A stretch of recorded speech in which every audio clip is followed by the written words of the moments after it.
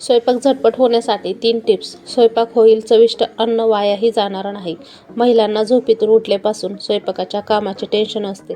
मदतीला कोणी असेल तर ठीक, नाही तर सकाळी उठल्यापासून घरातील सगळ्यांचा चहा, नाश्ता, स्वयंपाक, प्रत्येकाच्या आवडी निवडी, डब्याची गडबड असे एकामागे एक असते.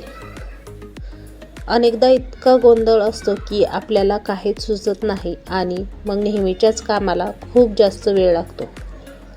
मात्र असे होऊ नये आणि आपले स्वयंपाकाचे काम सोपे व्हावे यासाठी खूप महत्त्वाच्या 3 टिप्स मी तुम्हाला सांगत आहे.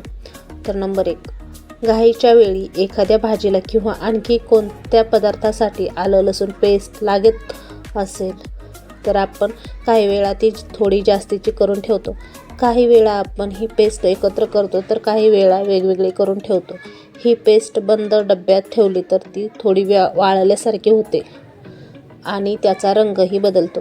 मात्र असे होऊ नये म्हणून ती पेस्ट डब्यात ठेवताना त्यामध्ये चमचाभर तेल घालून ठेवल्यास ती अगदी आहे तशी राहते.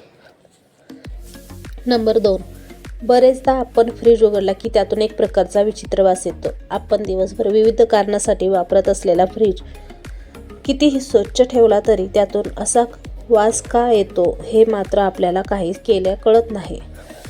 अशा वेळी एक कापसाच्या बोळ्यावर व्हॅनिला इसेन्स घालून तो बोळा फ्रीजमध्ये ठेवल्यास हा वास कमी होण्यास मदत होते.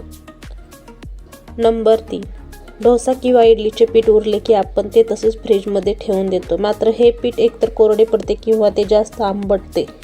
असे पीठ एकतर जास्त आंबट लागते आणि त्यामुळे ॲसिडिटीही होण्याची शक्यता असते. मात्र असे होऊ नये म्हणून त्यामध्ये 2 ते 3 मिरच्या घालून ठेवल्यास पीठ आहे तसे राहण्यास चांगली मदत होते.